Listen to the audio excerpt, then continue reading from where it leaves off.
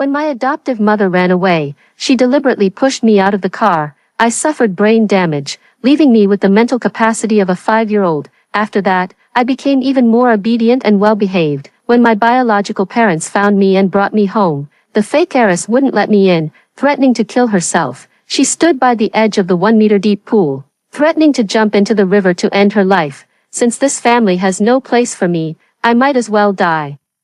Yet she hesitated and didn't jump. I obediently walked over, trembling with fear, and pushed her in. "Big sister, let me help you." Plop. Mom and Dad turned to look at me simultaneously, their eyes filled with shock. After my biological parents found me and brought me home, before I could even step inside, Rita Stewart, the fake heiress, stood by the villa's swimming pool, crying hysterically, "Mom, Dad, I'm your daughter whom you've raised for 15 years.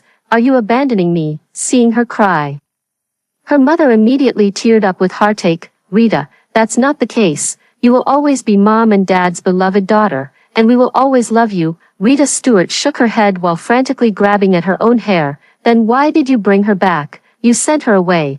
She pointed her finger at me, her eyes filled with hatred. Clutching my teddy bear, I shrank fearfully behind my father. Dad spoke hesitantly, "Rita wasn't this discovered by the orphanage and police station who then contacted us? Don't blame Mom and Dad." "Okay, since Olivia has been found, it wouldn't be right not to bring her back, would it?" Hearing this, Rita Stewart gradually calmed down. "I'm really scared when adults argue. When I was little, my adoptive parents would beat me whenever they argued. My adoptive mother would grit her teeth, grab me, and spank me hard. It's all your fault, you worthless burden. Why don't you just die already?" Seeing this, my adoptive father refused to be outdone. He grabbed the leather whip nearby and lashed my back wildly, shouting, "Stop crying, it's so annoying." As they beat me, the two would compete to see who could leave deeper red marks. As a result, I learned very early how to desperately please adults. I have to be extremely careful every day, afraid they might be in a bad mood, afraid they might suddenly start arguing. Watching Rita Stewart argue with her parents until their faces turned red, I was terrified. Wanting to change the subject, I could only cautiously speak up. "Mom and Dad, is sister the biological daughter of my adoptive mother?" My adoptive mother missed her very much before. Mom immediately started blinking hard at me. I didn't understand. "Mom, are your eyes bothering you?" Rita Stewart looked at Mom and Dad, tears streaming down her face. Mom, looking very nervous, pulled me out from behind Dad.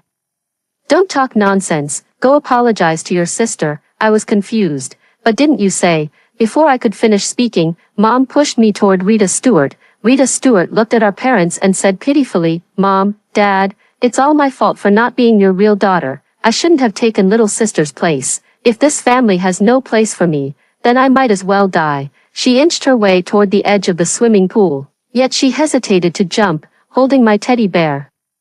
I obediently walked over, trembling as I reached out and pushed her in. "Sister, let me help you." Thud. Mom and Dad turned to look at me simultaneously, their eyes filled with shock. "Help me." Rita Stewart fell into the water, bobbing up and down in the waves. She struggled desperately. I smiled and patted the teddy bear's head. "Don't be scared, little bear. We've already helped Big Sister. Now Big Sister will be happy." Mom and Dad were still standing there dumbfounded, staring at me. "Dad. Mom, help." Rita Stewart's scream rang out again, snapping Dad out of his daze. He rushed into the pool and pulled Rita Stewart out. As soon as Rita Stewart emerged, she shoved me aside and threw herself into Mom's arms. I was pushed to the ground by her. My teddy bear rolled straight into the swimming pool. Rita Stewart tearfully cried out, "Mom, Dad, Olivia Stewart tried to kill me. Wah, I don't know what I did to upset my sister, to make her dislike me so much." Mom and Dad quickly brought a towel and wrapped her tightly. They gathered around her, comforting her with concern, but they didn't notice that my favorite teddy bear had been pushed into the pool by her. I stood by the poolside, crying anxiously, "Don't be afraid, Teddy, I'll save you." Splash! I jumped into the swimming pool. I desperately swam toward the sinking teddy bear. Forgetting that I couldn't swim, I finally caught my teddy bear. Yet I couldn't catch my breath. I slowly sank deeper. Just like when my adoptive mother threw me into the river before, watching the water's surface grow farther away, not a single one of my parents on the shore noticed me. Once again, I quietly closed my eyes. When I was little, I washed clothes by the river in winter. The water was so cold that my hands went numb. A piece of clothing was accidentally swept away by the river. After my adoptive mother found out, she directly threw me into the icy river. I struggled desperately while she stood on the shore, angrily shouting, "Worthless burden, I'll teach you a proper lesson today. Let's see if you dare to be lazy again." But I've always been so obedient, never slacked off. That day, as I sank into the icy river, scenes flashed before my eyes like a movie. Little me standing on the stove cooking, being beaten mercilessly by my adoptive parents. There were all sorts of vulgar insults too vile to hear. When I groggily woke up, I found myself lying on a hospital bed. The doctor beside me spoke regretfully. The brain injury has left Olivia Stewart with the cognitive level of a 5-year-old. However, with proper training, there's still a chance for recovery in the future. Dad let out a long sigh and said, "Doctor, we'll be counting on you for Olivia Stewart's rehabilitation." The doctor hesitated for a moment. "There's one more thing. During Olivia Stewart's examination just now, we discovered she's covered in injuries. Should we report this to the police?" Hearing this, Mom stepped closer to me. She abruptly lifted my shirt. The moment they saw my body covered in wounds, both Mom and Dad froze on the spot, their eyes welling up with tears. When I woke up, I realized my teddy bear was gone. "Where's my teddy bear? I want to find my teddy bear." Only then did Mom and Dad realize they had forgotten to retrieve my bear. Mom hugged me and gently stroked my head. "Olivia, be good. Olivia, don't cry. Mommy will take you to find your teddy bear." "Okay." I wiped away my tears and nodded. When we got home, Dad helped me retrieve the bear. I hugged the soaking wet bear tightly, unwilling to let go. Just as I stepped through the door, my twin brother Marcus Stewart swiftly blocked my path. "Olivia Stewart, stop right there." My brother's face was filled with anger as he furrowed his brows and questioned me. "Did you push Rita into the water?" I quickly explained. "Sister said she wanted to jump into the river to kill herself. I was just trying to help her." Slap. A red palm print instantly appeared on my face. Marcus Stewart roared at me. "Who do you think you are? How dare you harm Rita? This is Rita's home. I only have Rita as my sister." Seeing this, Mom rushed over from behind. "Marcus Stewart, stop it." Brother looked displeased. "Mom, Dad, why did you insist on bringing her back?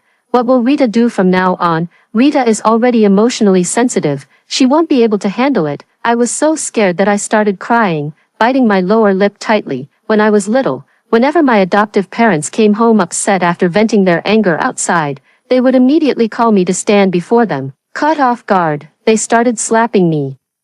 Seeing my brother's face full of anger, I stood frozen in place, clutching my teddy bear. Suddenly, a warm stream flowed down my thigh. Shame, humiliation, and unbearable embarrassment flooded my mind. I buried my face deep into the bear. Everyone saw the stream at my feet, and I could only hold back tears, pressing my legs tighter together. Seeing this, Marcus Stewart panicked slightly. "Olivia Stewart, you," splash, splash. Father was furious and slapped Marcus Stewart twice. "If you ever dare to lay a hand on your sister or scare her again, get out of this house. Olivia Stewart is your biological sister." Marcus Stewart stood frozen in place, staring at me blankly, his eyes revealing complex emotions. Tears welled up in my eyes as Mom led me to the bathroom. After the bath, Mom brought me a beautiful dress. It was adorned with sparkling crystals, just like the princess dresses I'd seen on TV. I am very happy, ignoring the scars on my arms.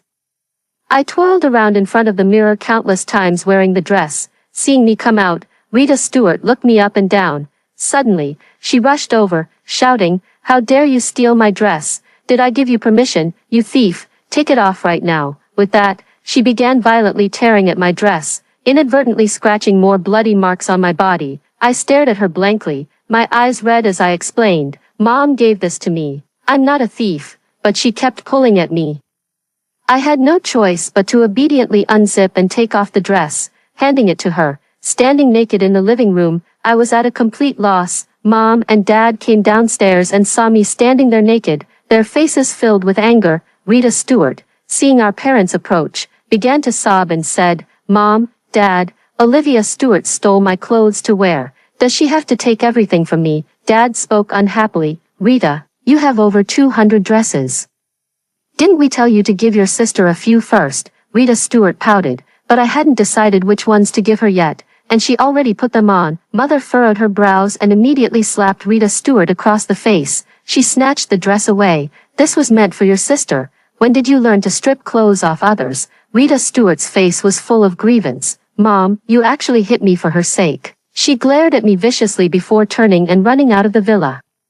With reddened eyes, Mom came over and helped me put on the dress. I absolutely refused to wear it anymore. Sister said I can't wear it. I'm scared. I don't want to wear it anymore. Mom hugged me tightly with heartache. How about Mom takes you shopping for clothes? Dad walked over and pulled out a black card. Olivia, use this card whenever you want to buy something from now on. I nodded with a smile. When we returned home from the mall with Mom and Dad, Rita Stewart was holding scissors and cutting up my teddy bear. Rita Stewart cut my teddy bear into pieces, snip by snip. She pulled out all the cotton stuffing inside, scattering it everywhere. Marcus Stewart sat beside Rita Stewart, watching her with eyes full of concern. Rita, have you calmed down now? Rita Stewart swept the bear fragments off the table with her arm. She stomped on the pieces fiercely with her foot. Then, curling her lips into a smug smile, she declared, much better.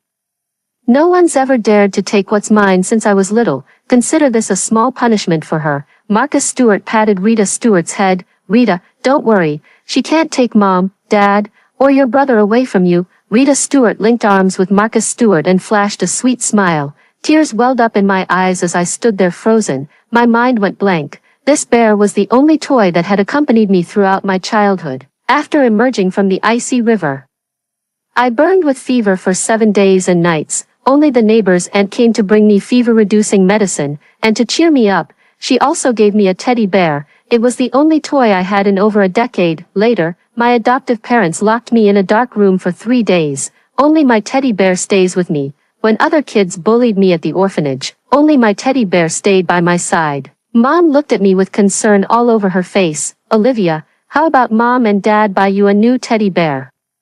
Dad immediately turned around and went out to buy a stuffed bear. I ran over and, with tears streaming down my face, picked up the fragments from the ground one by one. I frantically gathered the torn remains of the teddy bear with my hands, but all that was left were scraps of fabric and cotton balls. I sat on the floor, crying so hard I could barely breathe. Marcus Stewart looked at me with a grave expression. He slowly spoke. Olivia Stewart, it's just a teddy bear. What's so important about it? How old are you anyway? Mom walked over and glared at him fiercely. Marcus Stewart looked aggrieved. Mom, it's just a cheap teddy bear. Is there something wrong with Olivia Stewart's head? No sooner had the words left her mouth than Mom's slap landed on his face. Yes, Olivia has brain damage. She was thrown out of a car by her adoptive mother and injured her head. If it weren't for Rita Stewart's biological parents, Olivia wouldn't have ended up like this. With that, Mom couldn't hold back her sobs. Hearing this, Rita Stewart looked somewhat flustered and began to cry. Mom, Dad, I'm sorry. It was my brother who found the teddy bear and threw it to me to play with. I didn't know my sister cared so much about this bear. Mom snorted coldly. Didn't know? Didn't you see Olivia jump into the swimming pool for that bear? Get lost. With that, he shoved Rita Stewart aside. Rita Stewart looked at Marcus Stewart with reddened eyes, seeking comfort. Marcus Stewart stared intently at me, his brow furrowed. I lie on my bed in the bedroom, not speaking, not eating, silently shedding tears. Mom and Dad piled several beautiful teddy bears by my bedside, but I don't like any of them. I only want the bear that grew up with me, crying until I drifted off to sleep. In the middle of the night, soft footsteps entered my room. The next morning, a repaired teddy bear appeared by my bedside. It was my bear. Though clumsily patched up, it remained unmistakably itself. Holding my teddy bear tightly, I shed tears. In the following days, Rita Stewart kept her distance from me. Even when I called her sister, she ignored me as if I were invisible. Marcus Stewart suddenly became much friendlier towards me. From time to time, he would buy me plush teddy bears and various crystal-shaped bear figurines. I happily accepted them all. He also patiently taught me how to draw and write. I couldn't understand it, but he wasn't annoyed. Take your time. Mom and Dad took me to the hospital for many treatments. Each time, I had to stay in the hospital for several days, and my head would always hurt when I woke up. I don't want to go, but Mom and Dad made me go. I always go obediently every time. After several times, the doctor said to Mom and Dad, the blood clot in Olivia Stewart's brain has cleared, and there's no issue with her brain tissue anymore. Mom spoke worriedly, but why hasn't Olivia shown any improvement? After saying this, She turned to look at me playing with my teddy bear on the hospital bed. The doctor furrowed his brows. Right now, it's the patient's subconscious refusing to return to normal. It's caused by previous psychological trauma. In such cases, we can only take it slow. Whether recovery is possible depends on the right timing. Father let out a long sigh. Mother looked at me with tears streaming down her face. Rita Stewart and her brother go to school every day, while I stay at home alone, playing with the new dog my parents bought me, until one day, Rita Stewart faked a stomachache, and didn't go to school. She told me to fetch hot water for her to drink. I obediently went to get water for her immediately. Rita Stewart took a big gulp and instantly spat it out. Olivia Stewart, are you stupid? Do you want to scald me to death? I was terrified, standing there trembling all over. I'm sorry. As soon as the words left my mouth, a cup of hot water was thrown at me. My face hurt terribly. I sat on the ground wailing loudly. Rita Stewart suddenly changed her expression, revealing a chilling smile. She bent down, patted my head, and said, "Little sister, how about big sister takes you to play with friends?" I wiped away my tears, took my teddy bear, and walked out of the villa with Rita Stewart. Mom and Dad always told me that I couldn't go out without family accompanying me, but Rita Stewart is my sister. She led me through street after street, until we reached a mountain. Rita Stewart said to me with a smile, "Little sister, shall we play hide and seek?" My eyes lit up, and I nodded fiercely. No one had ever played hide and seek with me since I was little. I closed my eyes and started counting. When I reached 100, I opened them again. Rita Stewart had already hidden. I happily went into the grass and searched through the woods, but no matter how hard I tried, I couldn't find her. I searched all day, and as the sky slowly darkened, I still hadn't found Rita Stewart. I was terrified. There wasn't a single person left around. My stomach growled loudly. I was starving. There were intermittent howls all around me, clutching my teddy bear. I cried while leaning against a tree. I fell asleep in a daze. When I woke up from the cold, I suddenly noticed a wolf standing right in front of me, holding onto my teddy bear. I stood up and started running forward. The wolf behind me was getting closer and closer. I ran to the edge of a very steep cliff, with no way forward. The wolf howled at the sky and then lunged at me. I closed my eyes, crying. Suddenly, a figure appeared and shielded me, pulling me into an embrace. We tumbled down the mountain together. I was terrified, but that person shielded my head tightly.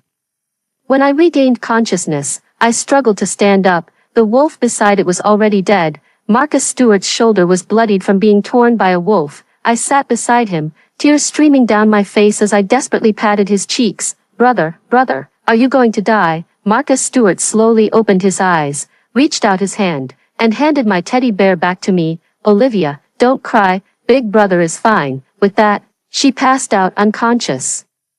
Mom and Dad came running toward us from afar. My head suddenly hurt so much. I collapsed onto Marcus Stewart's body and passed out. When I opened my eyes again, memories flooded into my mind like a tidal wave. The adoptive parents were discovered by the police for child trafficking. They took me away in their car, but when the police were about to catch up, my adoptive mother opened the door and threw me out. I was thrown onto the road and suffered brain damage.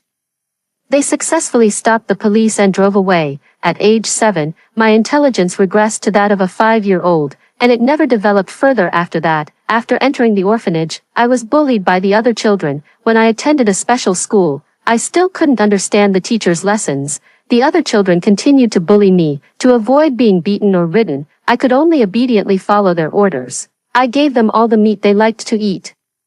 I forced myself to help them finish their leftovers. Even when they humiliated me as their plaything in the classroom, I just foolishly laughed along. Until I was 15, my adoptive parents were caught. Only then could I return to the Stewart family. Thinking about it, tears blurred my eyes. "Olivia, you're awake. How do you feel?"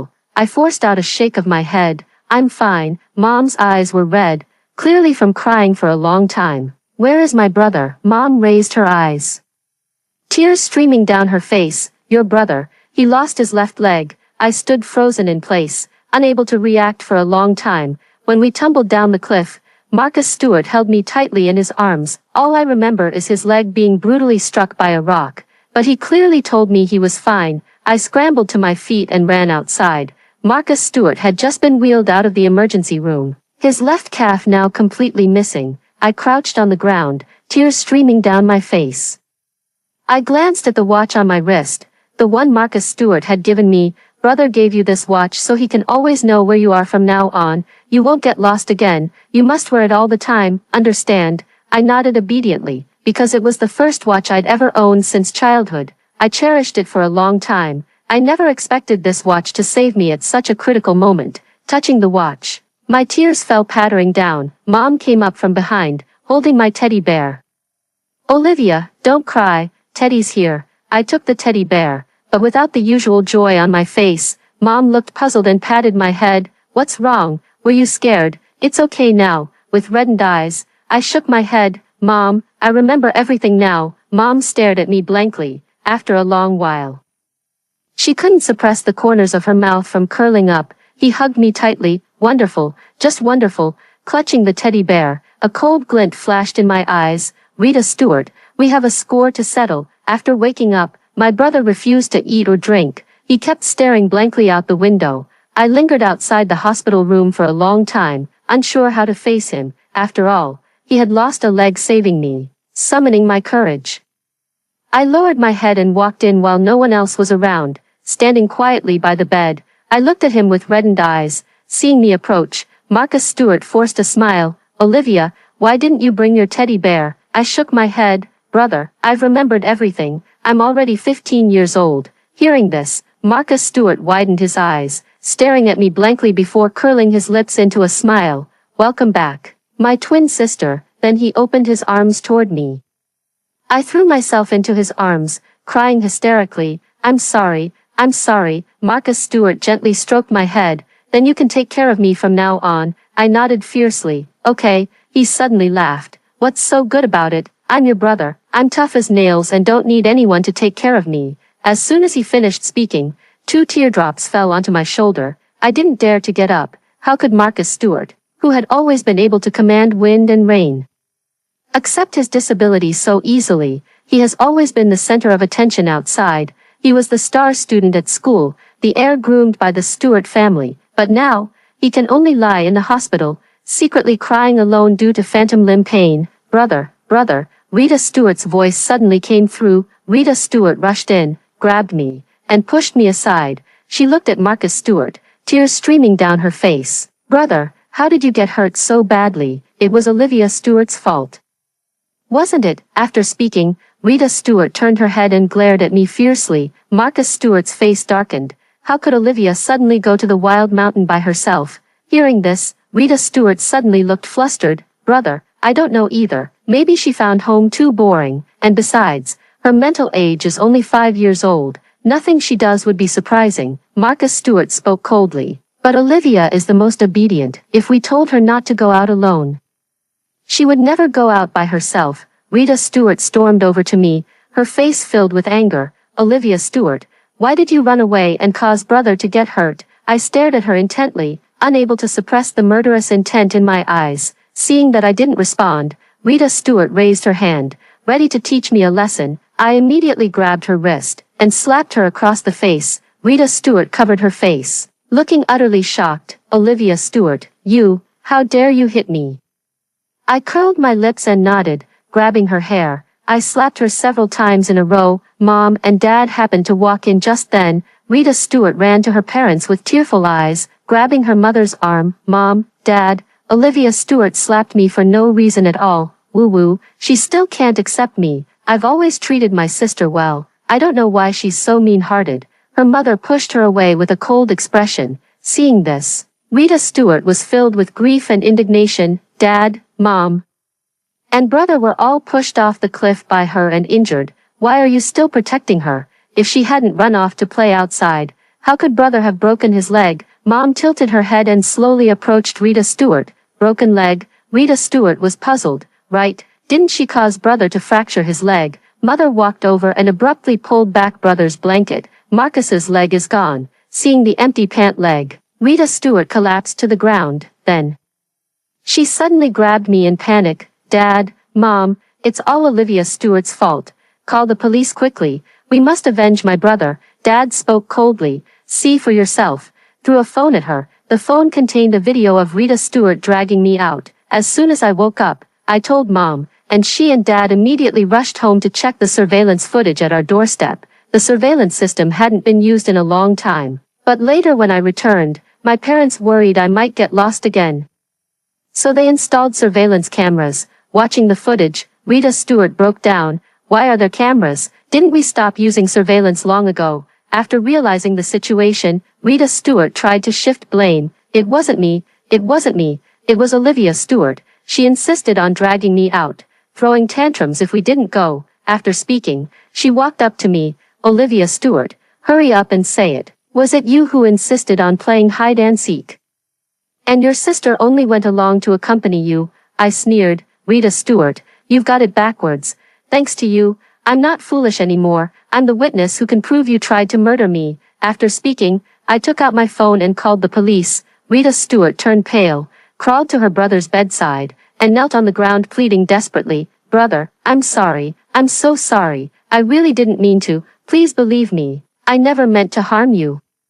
Marcus Stewart ignored her and turned his head to look out the window. Rita Stewart was taken away by the police on suspicion of intentional homicide. Rita Stewart was imprisoned in the same jail as her adoptive parents, but her adoptive parents didn't know yet. I'm very kind-hearted, so of course I can't help them recognize each other. I deliberately dressed extravagantly, making myself look glamorous. I brought 100 photos of Rita Stewart to visit my foster mother in prison. When Willa saw me, she froze for a long time, failing to recognize me. I forced a smile. Mom, I'm Lily, but now I'm called Olivia Stewart. Willa furrowed her brows. What about Rita, now that you've returned to the Stewart family? How is Rita doing? I pouted slightly, a bit displeased. You raised me for 7 years. How come you don't care about me at all and are so concerned about Rita Stewart instead? I'm so heartbroken. Willa spat viciously. You worthless trash. You're just born lowly.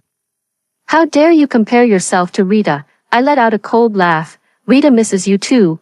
A delighted expression appeared on Willa's face. Where's Rita? Has Rita come? I took out the photo and handed it to her. Here, this is Rita Stewart. She's now entered this very prison you're in. She's come to keep you company. After saying this, I couldn't help but burst into laughter. Willa's veins bulged on her face. You wretched scum. How dare you harm my daughter Rita? As she spoke, she frantically smashed the glass of the ICU. 2 police officers approached, restrained Willa, and took her away. They watched her furious, crazed figure retreating in anger. I turned and left with peace of mind. Rita Stewart, let Willa keep you company for a while. During the break, Willa finally met Rita Stewart. Rita Stewart had been crying there the whole time, refusing to eat anything. What is this? Even pigs wouldn't eat it. As soon as the words were spoken, several women nearby immediately stood up and surrounded her. Who are you calling a pig? What followed was a flurry of punches and kicks. Rita Stewart cried out for help. Willa rushed forward and pulled those people away. Upon seeing Rita Stewart, Willa immediately spoke with concern. Rita, how did you get in here? Hearing this, Rita Stewart froze in place. Who are you? How do you know my name? Willa smiled and said, I'm your birth mother. Willa. Rita Stewart looked at Willa, who was wearing prison clothes and had a ferocious expression, and broke down. She raised her hand and slapped Willa across the face. It's all your fault that I've become like this. Why aren't you dead yet? Willa was stunned by the blow. She couldn't believe her daughter dared to hit her own mother.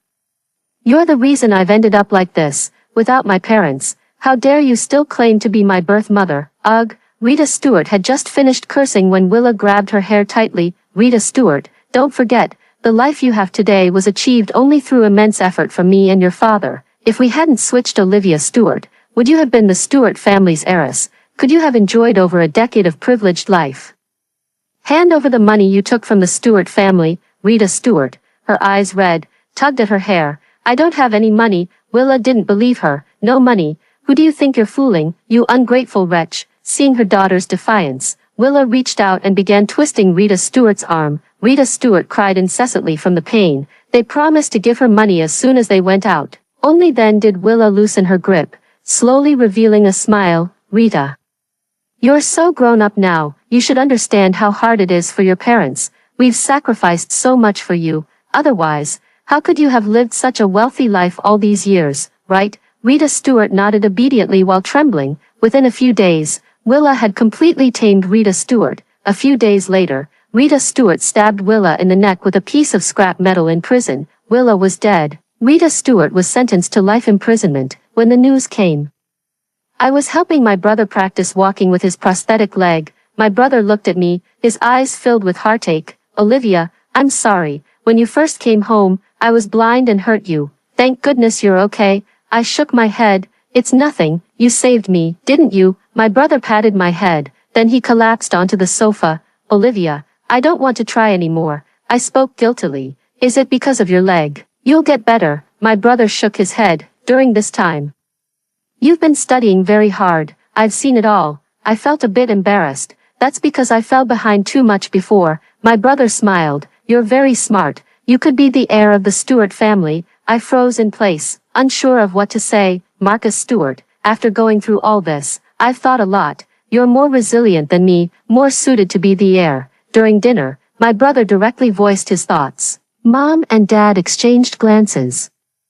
Then they both looked at me simultaneously. Olivia, do you want to be the heir? It might be quite demanding, but you're very smart, and Mom and Dad believe you can do well. Looking into my brother's expectant eyes, I nodded. From that moment on, I began to seize every opportunity to study hard. I also had to make time to learn how to manage the company. Meanwhile, Marcus Stewart, free from the pressure of being an heir, lived a carefree life without a worry.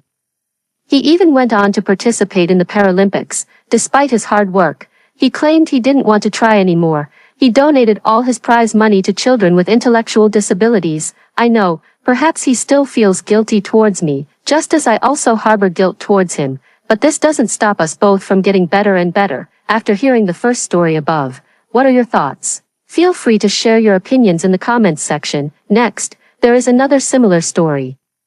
Let's continue to see. When my mother was pregnant, my parents had already reached a consensus on education. If it was a daughter, she would be raised lavishly. If a son, he would be raised frugally. But unexpectedly, my mother was pregnant with twins, a boy and a girl. So they gritted their teeth and forcibly separated us siblings. I stayed in Shanghai as a wealthy heiress, while my brother followed Mom to farm in the countryside. 18 years later, Dad and I went to the countryside, and from afar, I saw a young man wearing a vest carrying 2 baskets of vegetables. I asked, Dad, are we here for rural poverty alleviation? Dad looked the young man up and down, nodded approvingly, and said, what poverty alleviation? Meet your brother. I gazed at this young man with suntanned skin, whose features bore some resemblance to my father's. At that moment, a plainly dressed woman slowly walked out of the house toward us. My pupils trembled with shock. Wasn't this the mother who was supposed to be on a business trip abroad? The young man asked in confusion. Mom, are you starting a second spring? His mother burst into laughter and patted his forehead. Don't call him uncle. This is your real dad, and this is your biological sister, Kylie Hudson. The young man grew even more puzzled. But didn't Dad die? You said he had an accident at the construction site trying to earn money for my baby formula. His mother beamed brightly and said, now that you've gotten into college, he's come back to life. Aren't you happy? My brother and I frowned together, not finding this joke amusing. At this moment, my mother handed my brother's Peking University admission letter to my father and explained the truth to both of us in detail. 18 years ago, my parents witnessed many failures in parenting around them. The children in their circle were influenced to become neither masculine nor feminine. They were deeply anxious, thus, they made early preparations by drafting an education plan well in advance. If it was a daughter, she would be raised luxuriously, making her unattainable to ordinary people. If it was a son, he would be raised austerely, as boys must temper their mettle from a young age to become worthy future heirs of the Hudson family. I didn't expect my mom to be pregnant with twins, a boy and a girl. To prevent the siblings from influencing each other, it was decided to raise them separately. I stayed in the city with my dad, receiving an elite education. My brother went to the village with my mom, enduring the traditional, tough love education of physical hardship and strict discipline. My dad went to the countryside precisely because today was the auspicious day for my brother to receive his admission letter.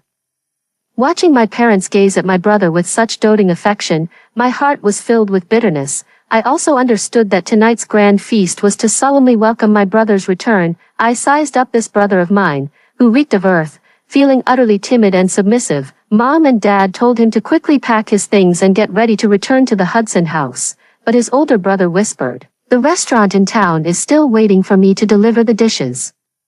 I'll deliver them for you. Dad instructed me to help Mom and my brother pack their things. When my brother returned after delivering the dishes, he found me in his room, and the atmosphere became inexplicably awkward. I really wanted to ask him if he needed any help. He glanced at me with disgust. Don't touch my things. Feeling indignant, I stormed out and noticed that the once neat vegetable garden had been completely harvested. The harvesting boss thanked Mom and Dad for their generosity.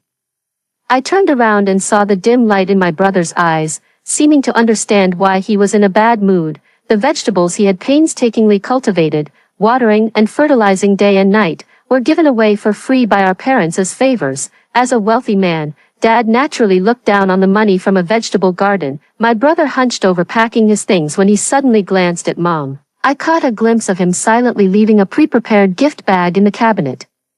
That cheaply packaged gift can no longer be given now. Brother's luggage was all packed in plastic bags. Dad frowned tightly and said, I told you to pack so you could bring important documents. All this junk can be thrown away. The brother tightly gripped the plastic bag, not moving a muscle. Frank Hudson. It was the first time Dad had called his name sternly. Mom nudged her son, urging him to listen to his father. Mom, you always said we should make the most of things and not waste them. The brother said weakly but stubbornly. Mom laughed and said, haven't you had enough of hard times, silly child? You've made it through, and from now on we'll live a good life. Brother frowned even deeper and had no choice but to go back and reorganize, consolidating 3 plastic bags into one. After getting in the car, both Dad and Mom started boasting about themselves. Mom sighed emotionally, saying she had endured many hardships to raise brother. And it was thanks to her humble upbringing that he managed to get into Peking University. Dad wasn't to be outdone either, praising me as outstanding in every way, the most distinguished socialite in our circle and the fiancé of the Lincoln family's helmsman. My brother and I became top performers because of their excellent parenting approach, even enduring separation just to ensure our success. But I think they're ridiculous, creating hardships where none exist, throughout the journey. My brother remained silent, gazing at the scenery outside the window, as the car drove away from the farmland and the county town, arriving at the city filled with towering buildings. The curiosity on my brother's face was replaced by heaviness. As the car entered the Hudson family's villa, he became bewildered. I got out of the car, and my brother followed closely behind. I was just about to speak to him, hoping to get closer, when his expression suddenly changed dramatically. A husky dashed past me, barking wildly, baring its fangs as it lunged at my brother. My brother fell to the ground in terror, his face deathly pale, confused and alarmed. I hurried to help him up, exclaiming in shock, Are you okay? My brother was still dazed, his pupils unfocused, but my father scolded sharply, You're actually afraid of dogs. What a coward. My mother also looked at me with disappointment. What's wrong with you? It's just a dog. How old are you? Still afraid, so spineless. I grabbed Husky's leash and reassured my brother, Kite just looks fierce. He's gentle and doesn't bite. Go ahead and pet him. Wanting to pull the rope to get closer to him, he recoiled, crawling backward in an undignified manner, and roared angrily, Get away. Seeing his icy glare, I was startled and quickly had the servant lead the husky away. Kite means no harm. Only later did I notice the barely detectable tremor in his voice. He stood up, his towering height of 1.83 meters casting an intimidating presence before me. I only heard him say coldly, Then why don't you try staying with vicious dogs for 3 days and nights without eating or drinking? I stared at him in shock. Dad dismissed it casually, saying, That's only because you wouldn't listen to your mother and didn't study properly. She had no choice but to resort to this method to discipline your temper. Mom laughed and said, Yes. You should thank that vicious dog. It made you study hard. So now you can enjoy the sweet fruits of your labor. Dad also chimed in, How can a real man be afraid of a dog? My brother stiffened his back, his eyes dark as he stared at Mom and Dad. I saw his fists clench tightly, as if he might swing them at our parents' faces any second. Mom called out to Kite. Kite happily ran to Mom's feet, panting with his tongue out. Mom smiled and praised him for being good, rewarding him with a bone. I watched my brother, looking sorrowfully at that dog as if he were looking at himself. Not a trace of youthful vitality remained on his face, as if he'd realized this place wasn't some paradise, but rather another gilded prison. Mom told Kite to circle around brother a few times. Brother clenched his fists, his face so dark it seemed ink could condense from it. With fine beads of sweat actually appearing on his forehead as his breathing seemed to halt, I hurriedly urged the husky to leave. Only then, seeing brother finally relax, our parents urged us to change clothes. We had to attend tonight's grand banquet. This celebration is for your admission to Peking University and welcoming you back to the Hudson family. Remember, you are the future heir of the Hudsons. Father placed great importance on tonight's banquet. I knew he had planned this evening meticulously for a long time, inviting many industry elites. My brother put on his suit, though handsome. His discomfort was palpable. He seemed extremely ill at ease. Upon entering the banquet hall, my brother stood dumbfounded, looking around in disbelief. Meeting my gaze, he quickly turned his head away. Father led him onto the high platform and formally introduced his identity to everyone. I guided my brother to meet people in our circle. This is my fiancé, Charles Lincoln. Charles Lincoln looked at his brother disdainfully and deliberately greeted him in French. His brother looked utterly at a loss. Lowering his head in silence, Charles Lincoln invited me to dance, sneering as he said, "Your brother looks like such a country bumpkin, with his rough hands. He doesn't belong here, you should stay away from him." His words made me uncomfortable. He got into Peking University. I retorted, "So what? Our company has plenty of employees who graduated from Kyoto University. Perspective matters more than academic credentials," Charles Lincoln said disdainfully. For a moment, I didn't know how to refute him. As the dance ended, I overheard Mom and Dad lecturing my brother extensively about the social etiquette of banquets. They forced my brother to invite Miss Smith for a dance. My brother went reluctantly, gritting his teeth. The outcome was predictable. Miss Smith shrieked in pain like a slaughtered pig, shoved my brother away, and looked down at him with disdain. She called him a country bumpkin. The brother who should have been the male lead became the biggest joke at the banquet. Mom and Dad were furious, yelling at him, "Frank Hudson, you've humiliated our Hudson family. How can you fail at something as simple as ballroom dancing?" With empty eyes, the brother murmured weakly, "It's not like I wanted to dance," Dad snapped. Still talking back after making mistakes, "Can't you just admit you're wrong? We tell you what to do, and you do it. If I told you to die, would you die too? Do you want me to die?" My brother suddenly responded with this sentence. Dad's face darkened instantly, glaring angrily at Mom. "Is this the bookworm you've raised? Is getting into Peking University all that matters? What kind of mother are you?" Mom silently gazed at my brother. My brother's eyes were filled with confusion as he timidly said, "Mom, I don't want to stay here." Mother stepped forward and took my brother's hand. "This is your future life, my dear. Don't worry about learning slowly. You've already gotten into Peking University. You've overcome the toughest college entrance exam. What could possibly be harder than that? To nurture my brother, Mom and Dad created a Truman Show-like world for him, with every step meticulously calculated. They began recounting again how much effort it took to fulfill their expectations for him and bring him to where he is today. My brother could only listen silently. I watched his hunched back, which seemed to have bent considerably. "Believe it or not, your brother is finished." Charles Lincoln's amused smile sent chills down my spine. "Why, he's too poor. Poverty is a disgrace, and even more so, a circumstance." Charles Lincoln wrapped his arm around my waist and laughed. "So, he's barren."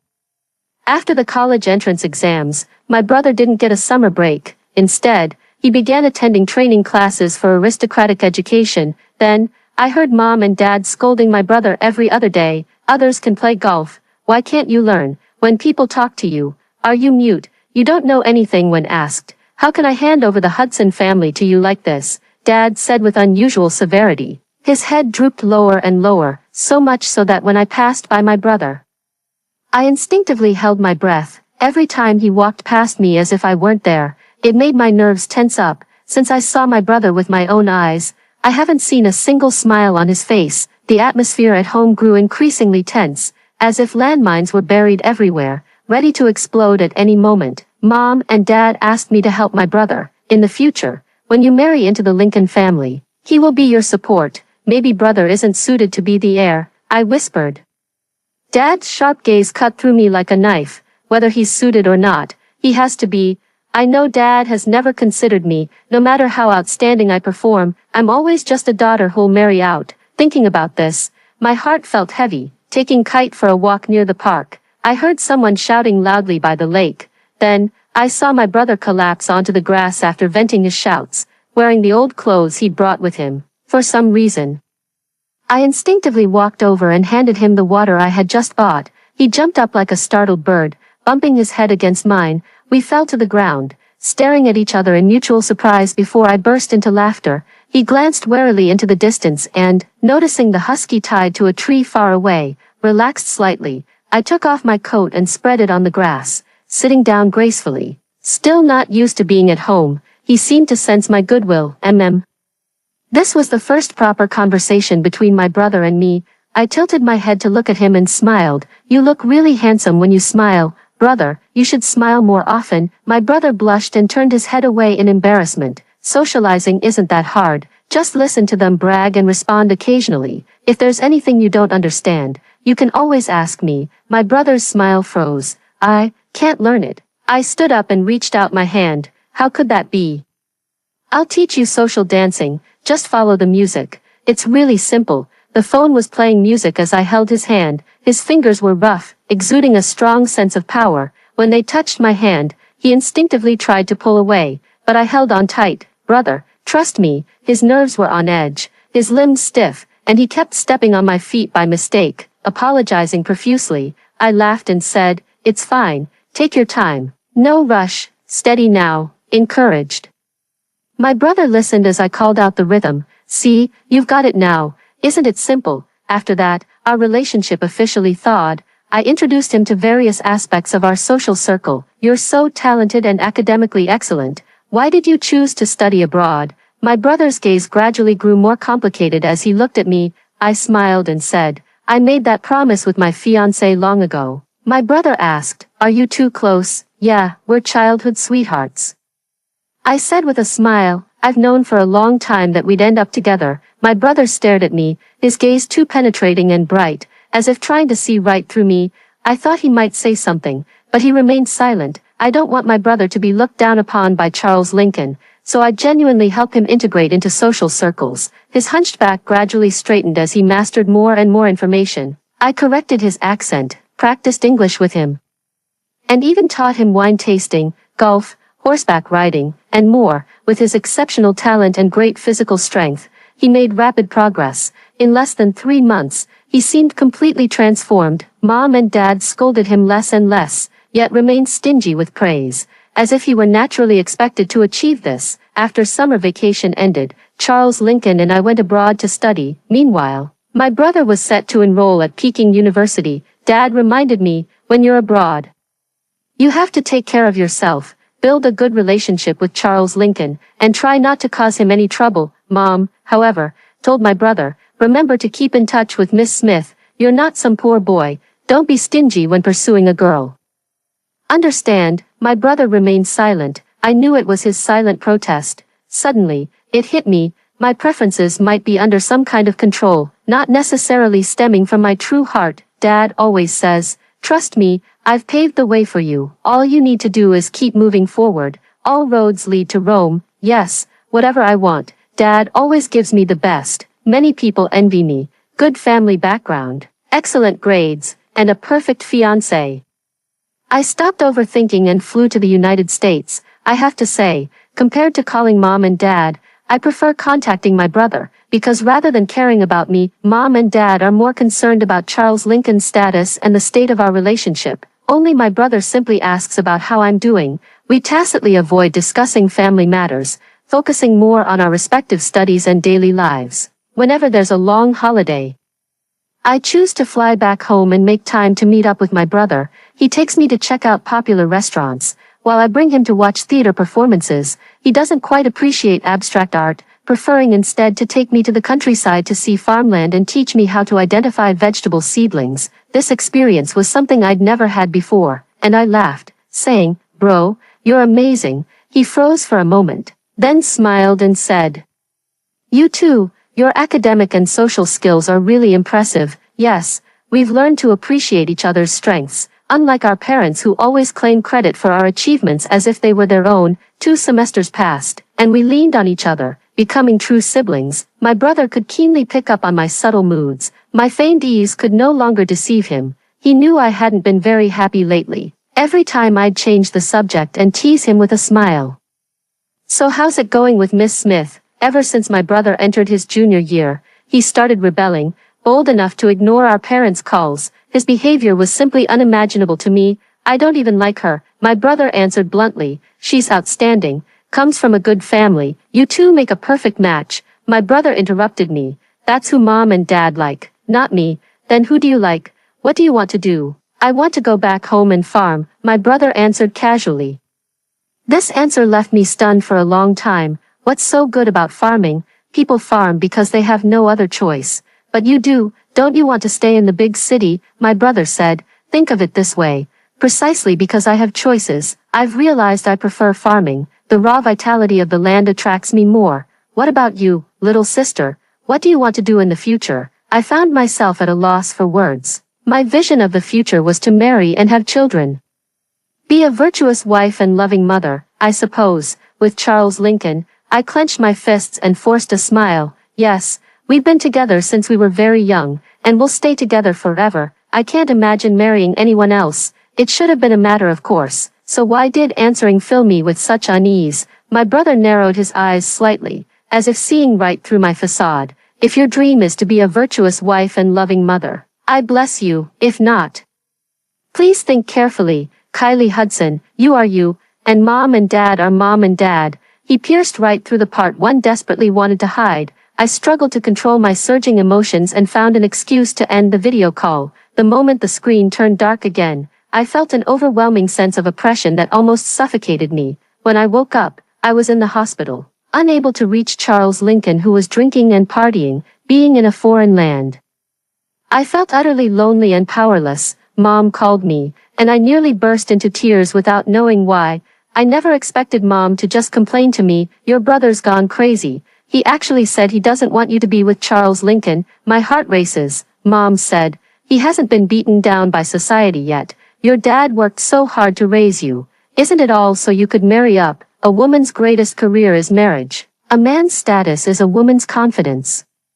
If you suffer humiliation in the future, you'll hate yourself for having a useless, powerless husband. After venting her frustrations, she hung up. My heart felt utterly desolate. When I returned home, I found Charles Lincoln completely wasted, his shirt collar stained with lipstick marks. Charles Lincoln hugged me reeking of alcohol and kissed me. Honey, you're so beautiful. Go take a shower. You stink. I pushed him away. Doesn't matter. You smell nice enough.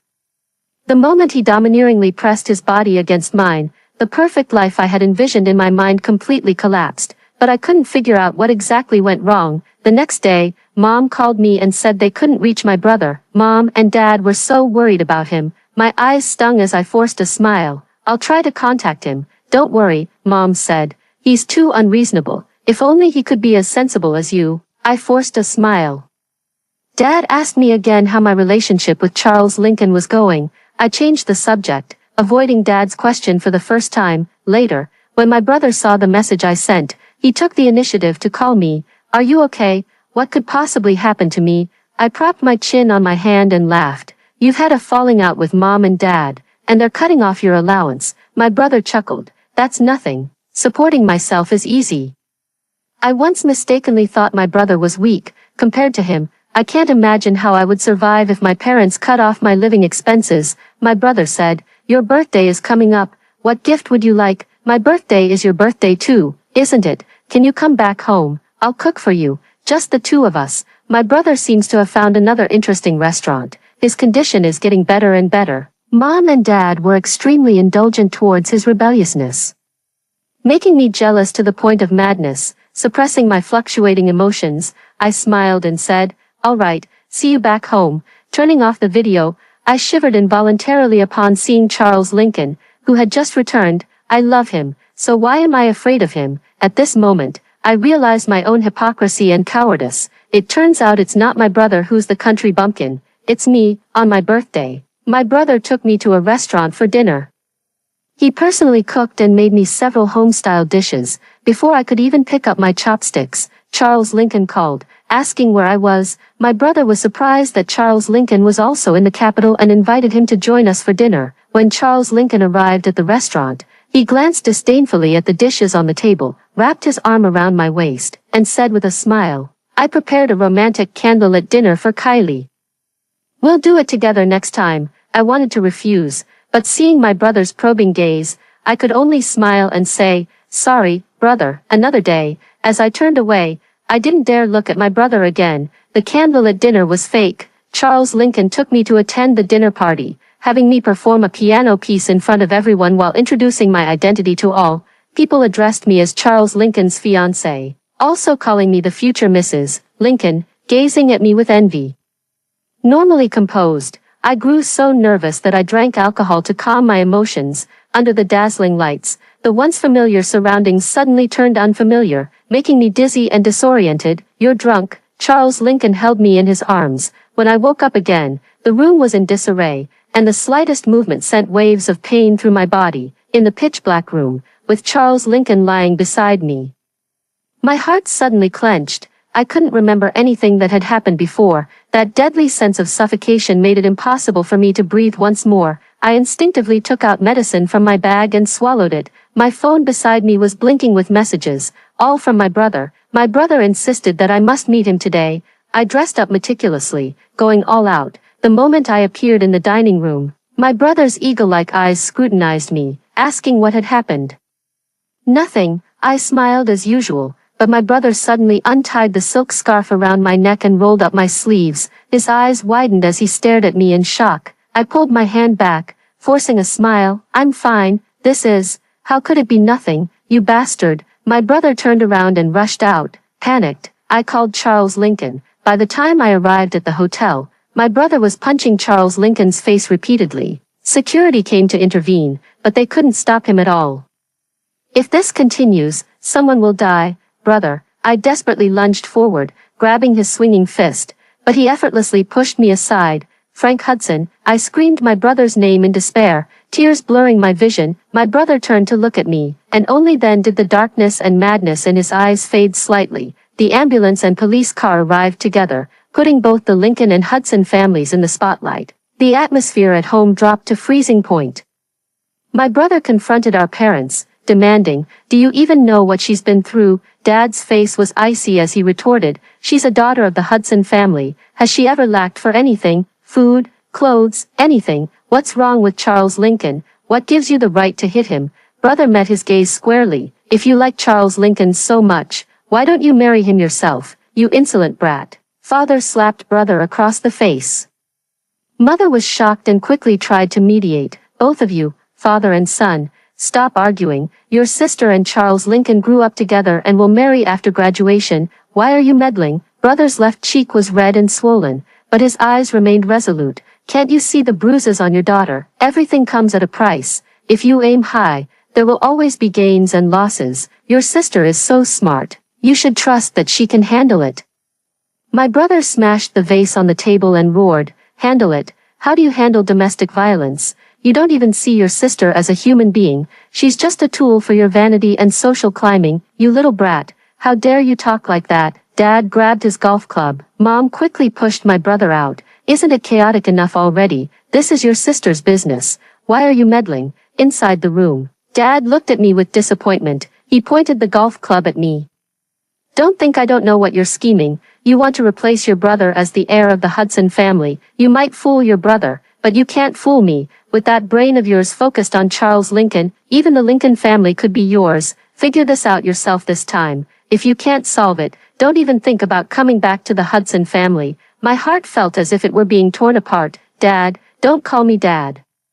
I don't have such an incompetent daughter who can't even handle a man." I stared at the man before me, my vision growing blurry. Everything familiar around me suddenly became utterly strange. Just as I was about to lose my breath, my brother suddenly burst in, grabbed my arm, and pulled me outside. Mom and Dad's voices were left far behind us. We ran so fast, as if trying to escape some terrible shackles. The wind brushed past my face, leaving me with an unprecedented sense of ease.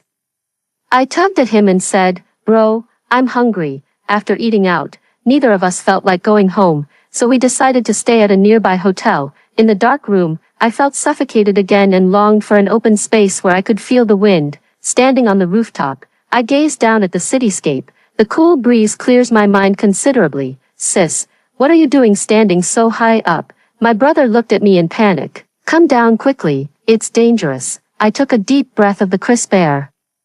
"It's not dangerous," I feel very comfortable. Brother, do you know what my dream is? I don't know. My brother coaxed softly. Come down, you can tell me slowly. I laughed. I've always thought people like us, born at the finish line of others' lives, don't need any ideals at all. My life trajectory was mapped out long before I was born. I always believed that Charles Lincoln and I had true love, childhood sweethearts, innocent and pure. Such a rare bond. But it wasn't until I saw you that I realized it was just a script Dad wrote for me. Brother, I've actually known about you for a long time. I worked so hard because I wanted to surpass you. Mom and Dad were always so lenient with you. I was terribly jealous. There were times when you jogged past me, and I thought about pranking you with a husky. Pretty awful of me, huh? It wasn't until later that I realized we're the same. Pawns manipulated by our parents, but you're braver than me. You appear poor yet have strong opinions, knowing exactly what you like and what you want. As for me, I could get whatever I wanted since childhood. As long as I met my father's expectations, I'd receive praise. Unconsciously, I became the perfect image the Lincoln family adored. While others praised me for being outstanding, they only saw me as Charles Lincoln's woman, even knowing he was a playboy. Being his girlfriend became the greatest honor of my life.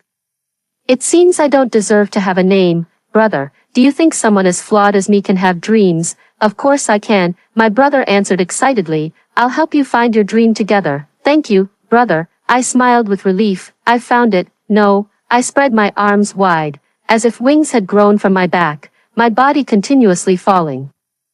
Freedom, I heard my brother scream hysterically.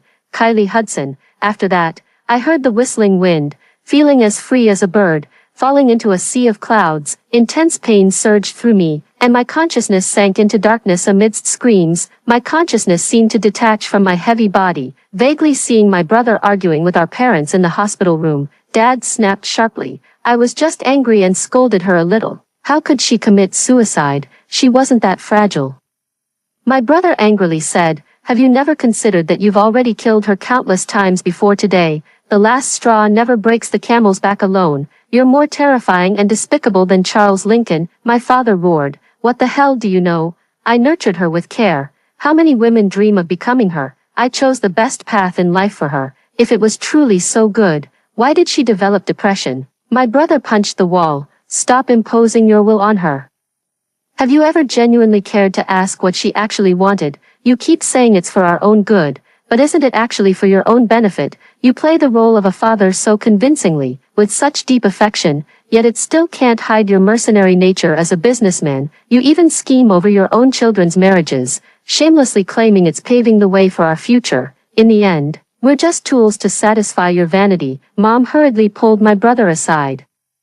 Say less, don't let others laugh at us. Feeling ashamed, my brother sneered coldly. Mom, you were the one who told me to study desperately to change my fate, teaching me to be honest, kind, and filial, and now, you're teaching me hypocrisy, cunning, and flattery. You're nothing but a complete fraud yourself, still afraid of others laughing at you. Mom swayed unsteadily, nearly losing her balance. Dad steadied her. My brother mocked with a bitter laugh. Admit it.